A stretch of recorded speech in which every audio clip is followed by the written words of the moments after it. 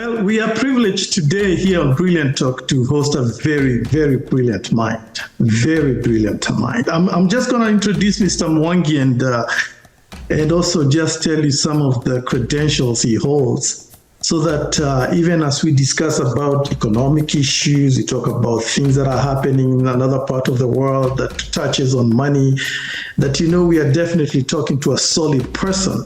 Mr. Mwangi actually is a Bachelor's of Science degree in economics from the University of Houston.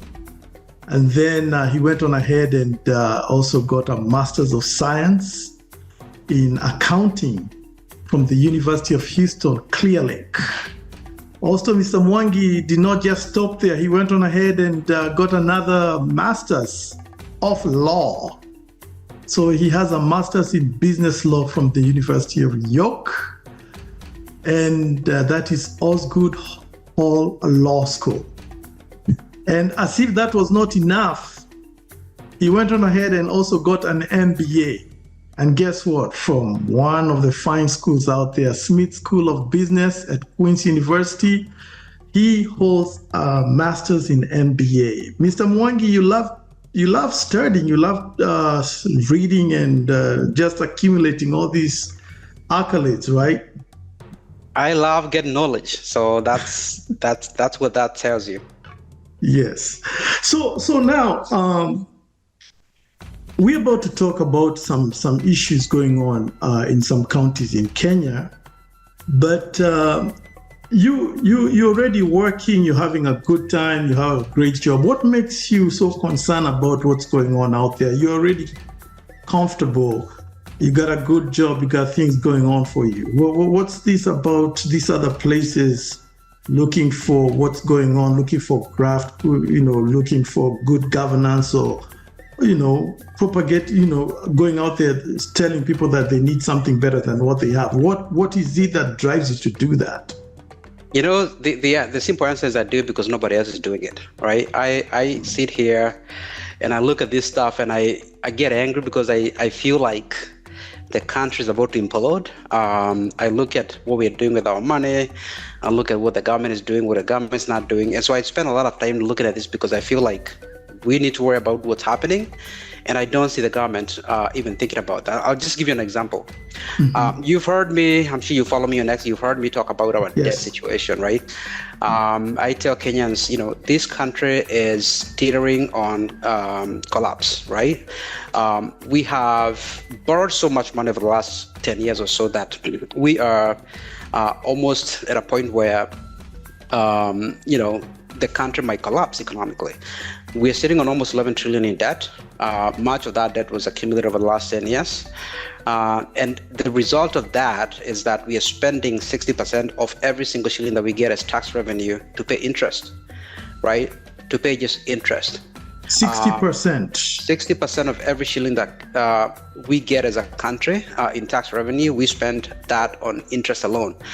That means what? That means that if you have a child that's looking to go to university and needs some support from the government, they can't do that, right? Because that 60% has to go to pay interest. If you have a mother who needs cancer care, right? You've seen the sort of rapid increase in cancer cases in our country. Our healthcare system was already under pressure. So now you compound that with the fact that we are not investing in healthcare. You have a mother who needs cancer care, but they can't get that help because we are spending all our money on interest, right? So I talk about that kind of stuff. And the reason why I talk about it is because when was the last time you heard your president talk about that? When was the last time you heard that from your MP or your senator talk about that? They don't talk about that. And so economically, we're in a very good spot, a very bad spot. Our country is not welcoming new investments. Businesses are shutting down. You just saw companies like P&G, Procter & Gamble are exiting the country because of the red tape, because of things like like killer taxation. You have a situation where we have massive corruption. These businesses just can't compete in the market, so they're shutting down. So when you see me talk about all this stuff, is because honestly I see a gap. I can't imagine the data that I see and how depressing it is, and then I sit there and I don't see anyone else talking about it. And I haven't even gotten to corruption. I'm talking about things like the fact that we are spending 60% of our income on interest alone, that, if you transfer that situation into many countries, they're going to shut down everything so they can deal with that situation, because no sane country wants to be in that kind of a situation. Wow. So, to give our audience some of the meat on the matter, let's talk about you have what you call the Hall of Shame counties for the fiscal year 2022-2023. Right. This is Bonnie Mwangi's Hall of Shame counties. Could you tell us? I see Kajiado, I see Kitui, I see Machakos, Migori, Nairobi City, Nakuru, Narok, Tana River, Turkana. Can you, elaborate and tell us what you're looking at? Absolutely. So this is not a list you want to be on. This is not a winner's list. You don't want to be on this list. You get to be on this list when you show a elevated level or significant level of incompetence when it comes to managing the people's resources. When you show the inability to just make good judgment calls, right? To use common sense and business sense. So these counties are counties that I've looked at. Just to be clear, every one of our counties has a problem. But there are levels to this, right? Every one of the counties that I've looked at, there are significant issues when it comes to corruption. There are significant issues when it comes to incompetence and wastage, but there are levels to this. So these 10 counties are the ones that I believe are the worst violators. So, you have a county like Kajiado, right? 40% poverty rate, literacy rate of about 70%, average income of 151,000, okay? So this is a poor county, right? We are talking about a population that's making, less than 15,000 a month in income, right? Before tax. We are talking about a population that's, living hand to mouth. That's really, really poor. Right. So then you look at a county like that and you say, okay, so if a county has a 40% poverty rate, an average income of less than 15,000, a literacy rate of 70%, you would think that when they get resources, that they're going to do the best they can to make sure that they stretch those resources to provide services, to bring development in the area, right? Then when you actually take a look at how they're spending the money when it gets, so this is a county, I'm talking about Kajiado again, that has a budget of about 9.6 billion every year.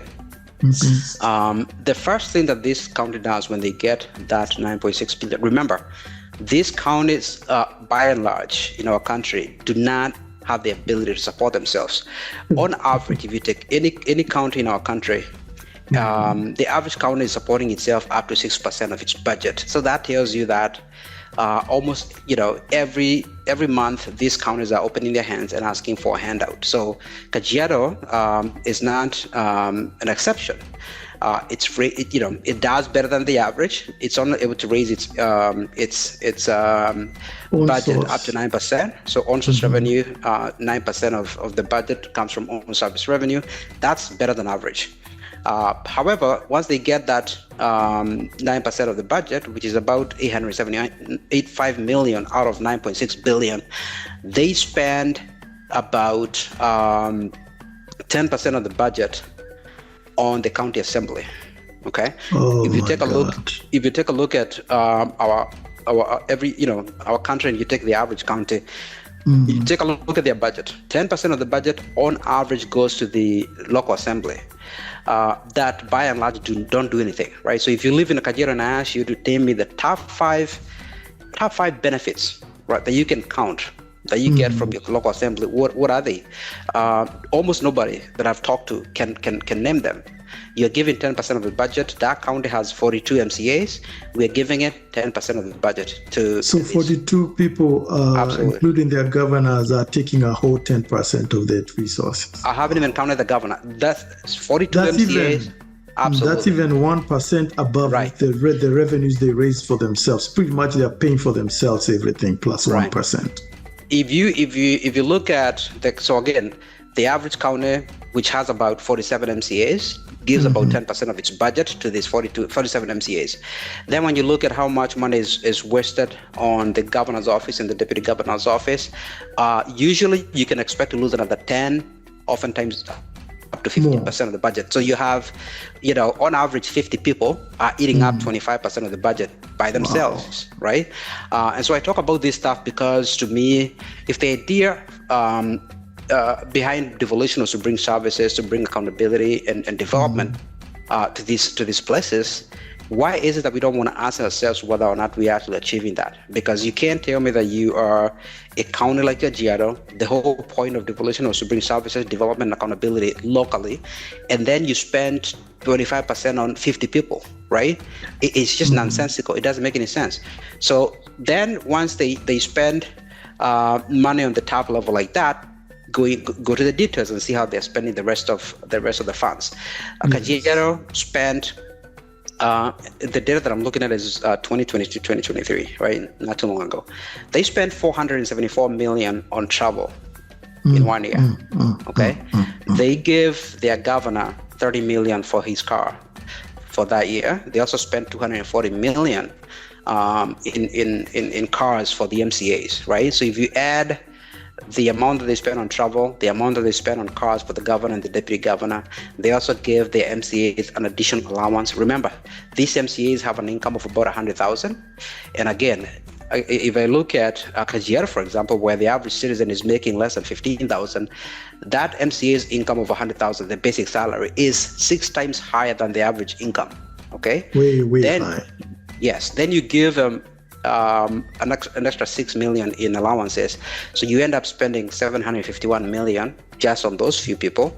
And then I'll give you those numbers. You might ask, well, what did they spend, for example, on education? Kajiado spent 175 million 175 on bursaries and education for the whole year. Remember, it's a county with a population of 1.1 million, right? I just told you how much money they spent on the governor, the deputy governor, the MCAs, on cars, 751. When you look at transportation and the costs for the governor and the deputy governor, 751, and they spend 175 million on education for the whole county with a population of 1.1. So it doesn't make any sense. It is really awkward. It doesn't make it is just simply stupid. I don't know how else to call it. Let me give you another surprise. They spend 175 million on education, and they also spend. So they are required, these counties, to list the top 10 expenditures when it comes to development, right? Yes. The top 10 development projects. They spend 121 million on development. Okay, and that's even before you start looking at what do they actually call it development. If you just assume that they are actually genuine development projects, they spend 121. So, I mean, there's no escaping the fact that when these counties are operating, the idea you can see that in these people's heads is that serving citizens is an afterthought. I keep saying that. It's an afterthought because when you're spending 6 shillings for every one that you spend, like you're spending 6 shillings on yourself and then you spend 1 on education, I mean, it just doesn't make any sense, right? That's just one. That is the same case across the board. Yeah, our listeners, we're talking to Mr. Boni Mwangi, an accountant and also an economist. When we say MCAs, that means Member County Assembly. That's a member of a county. We're talking about Kenyan Counties, and we're talking about the Boni Mwangi's Hall of Shame counties, the counties that you don't want to be on you don't want to be on this list, pretty much. Right. So, in a nutshell, here we're talking about Kajiado specifically. They spent 751 million Kenya shillings on about 50 people. The governor and the members of the assembly.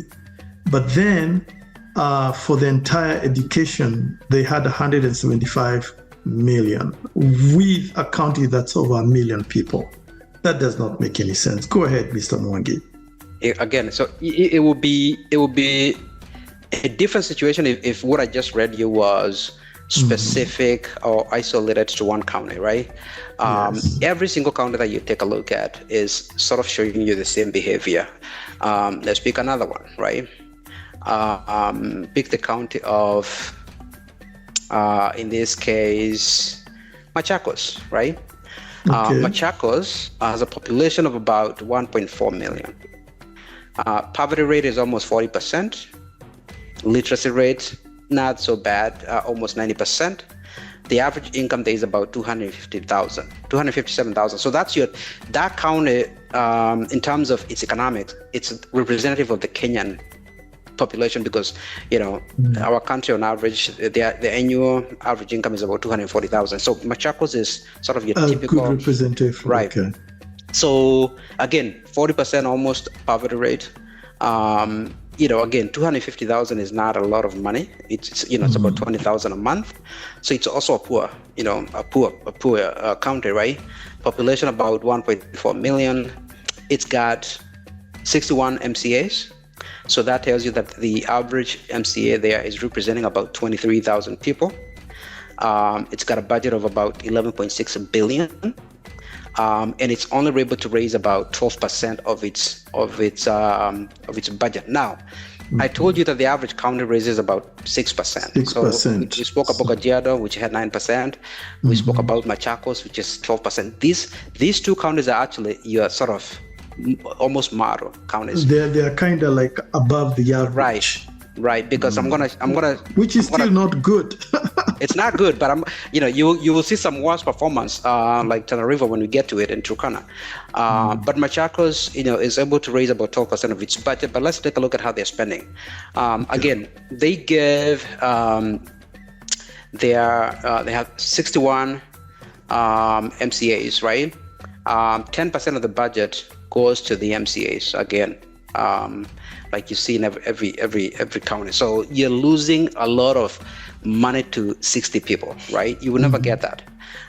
They spend 62 million in 1 year traveling outside the country. And if you want to be depressed, pull up the control of the budget. Publishes every county's performance for the year, and they list, for example, how the money was spent. So, for example, these counties are supposed to list the expenditure that they had for travel, right? Domestic travel, foreign travel. If you want to be depressed, go and pull up your counties and see what they're spending the money on. You will be depressed because it has nothing to do. It has nothing to do with the needs of the county. It's not setting the county for success. It's just people enriching themselves, pretty much. Yes, people are booking trips and going to trips abroad to go and hang around, right? For lack of a better, it's that's what it is. People are going there to hang around. You're saying, for example, the governor of Kilifi sent a team to Dubai to go and learn about poverty alleviation, right? That's the kind of nonsense we are talking about. I'm going to use that word because I get upset by this stuff, right? You're booking a flight and you're getting on a plane to go to Dubai to learn about poverty alleviation. All you have to do is open your window, and you'll be able to see what poverty looks like, right? And so this county spent 62 million on foreign travel. Then they spent 464 million on domestic travel. And again, almost 100% of this travel is waste. It's wasteful spending. I posted something a couple of days ago. I don't know if you had a chance to look at my X timeline. Yes, I look at it almost every day. Yes. So there was a gentleman by the name of Sylvanus Osoro, who's a member of parliament from West Mugirango. And he was talking about constituents, and he was telling them who he is and how powerful he is, right? And the fact that he's the majority party chief whip in the House, which is a senior rank in the parliament. He was saying that part of what he does is to lead the House. And part of what that means is that if you are an MP and you want to travel abroad, you have to come by his office and give him a cut. He used the word unipe yangu.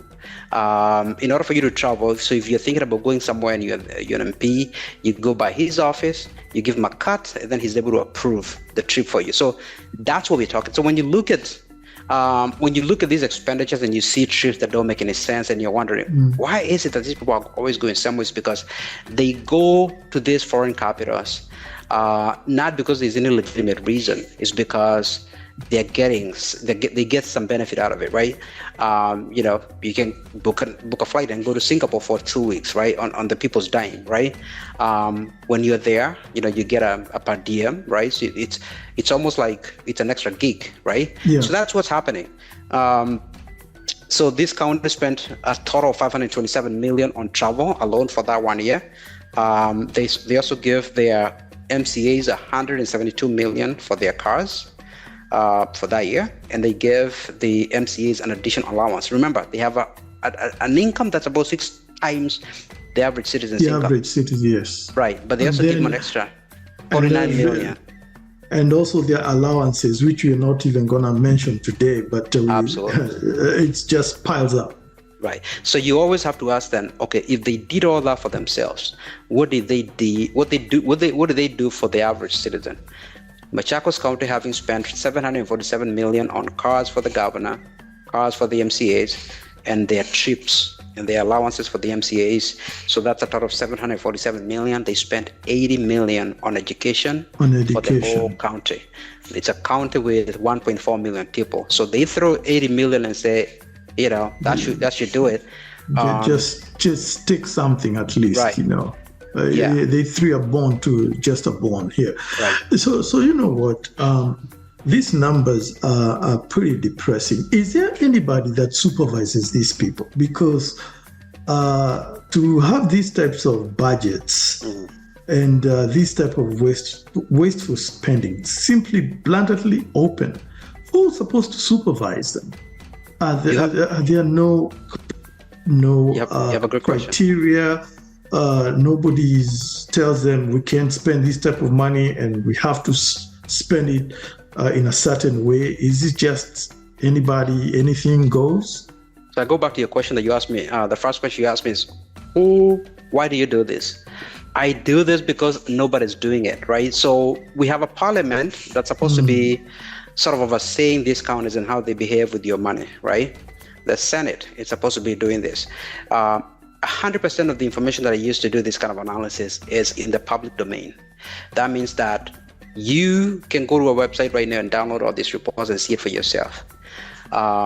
If I can do that, and it doesn't, it takes a lot of time to download the information and process it and all that stuff, but you have a whole Senate that's, our politicians in Kenya are the second highest paid politicians globally when you consider the size of our economy. We spend all that money and then they don't do a damn thing. The Senate is supposed to be overseeing what's happening at the county level, right? They don't do that, right? So these reports that I have, they are sent to the Senate, and the Senate doesn't care about it, right? We have an Ethics and Anti-Corruption Commission, ESCC, right? If there is allegations of fraud, for example, all the Auditor General can do is look at these financial statements, look at the expenses, and then publish an auditor's report with their findings. They don't have the ability to go and investigate further. They don't have the ability to sort of subpoena people. They don't have the ability to charge somebody, right? And so the issue that we have is that our government is not interested in justice. It's not interested in accountability, because oftentimes the people that are in government that will be doing this are also corrupt themselves, right? So we have a broken system. I get so frustrated when I look at all this information and all this data, and I publish it, and oftentimes people will ask me, is it possible? Like, how is it that you publish all this information? Nobody has ever come out and disputed 1 shilling, right? Never. It's never been. Why nobody can dispute it is because the information is available, right? I copy the ESCC in every one of my findings. I copy the governor's association. I copy the president. I copy the deputy president. I do that because I want to put them on notice that we are talking about someone is watching. Right. Have you ever gotten a response? No, not even once. So guys, my fellow citizens, if you're in Kenya or any part of Africa in the world, you can see what we are looking at. This is why you're paying. This is why you're in pain. This is why when you go to your hospital does not have the necessary medical equipment, facility, supplies that you need. That's why you have to keep asking for money to fly out of the country, those who can, to go to India, which is now one of the most popular. For those who can, the majority of the people will not be able to go there. There are a lot of people dying because they can't access medication, because your people that represent you are wasting your money. They're enriching themselves. The numbers speak volumes. It's all in the numbers, my guys. These are the people that you call your leaders. They do not have any iota of shame. Kenyans, you're in pain, as Mr. Mwangi is saying, because those people that you call leaders don't care about you one bit. You're making a very good point, and one of the things that I try to tell people when I publish this finding, if you ever read any of my analysis, I try not just to talk about the numbers and the sort of pilferage that's happening and the wastage.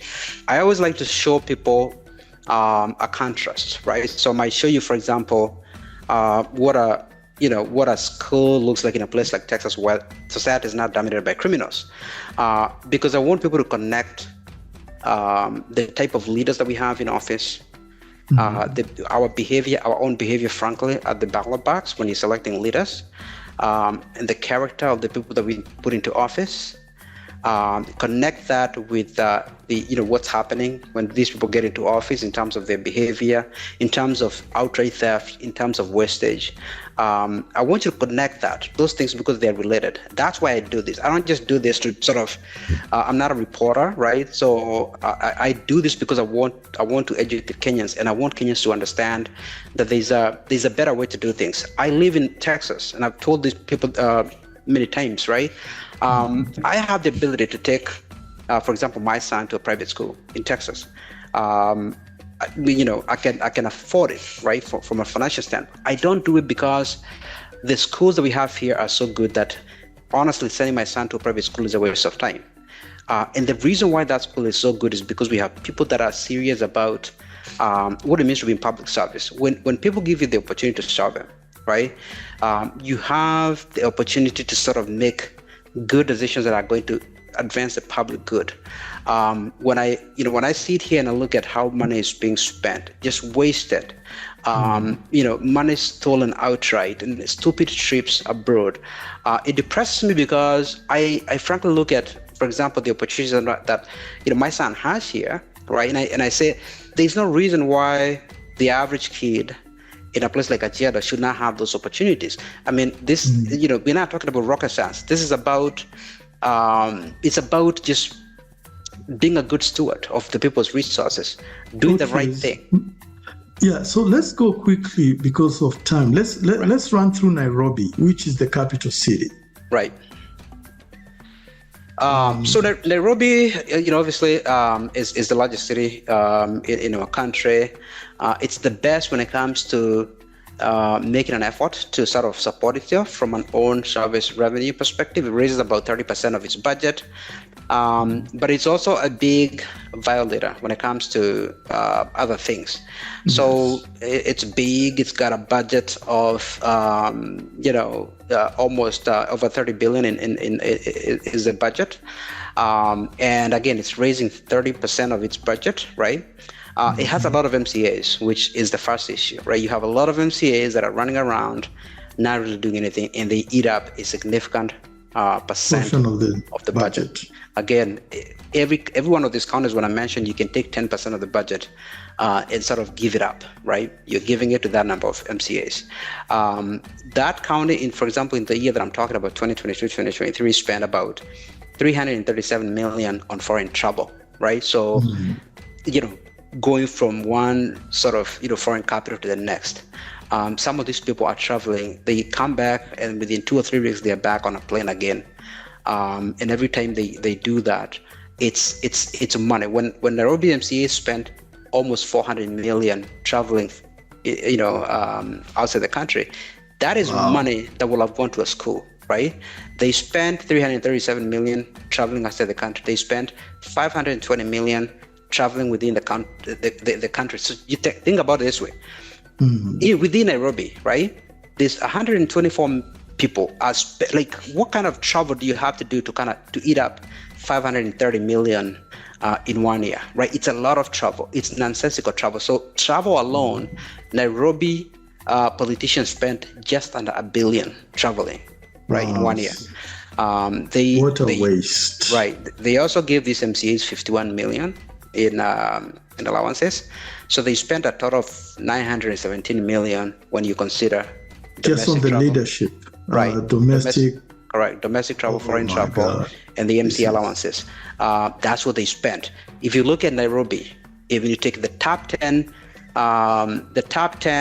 projects, development projects, it's 521 million. So they spent 917 million on travel, and then they are sort of jumping from one county to the next, and then they spent 521 million on top 10 development projects. Guess what they spent on bursaries? Zero.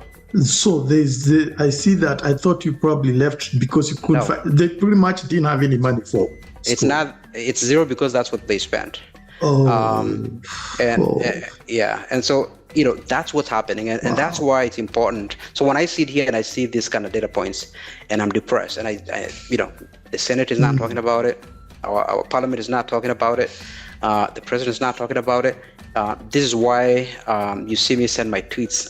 Some of my tweets are kind of angry, but that's the context, right? So let's talk about one more here. Let's look at Tana River County, right? I published an analysis not too long ago about Tana River County because it's it's one of those very sad stories. This is a county that's dead poor, right? It's got a poverty rate of almost 70%, 68 to be specific. Literacy rate is 33%. When we're talking about poverty rate, when I say the poverty rate it's 68%, what that means is that the average family cannot afford. So 68% of the families in that county cannot afford to have 2 meals in one day. They just can't.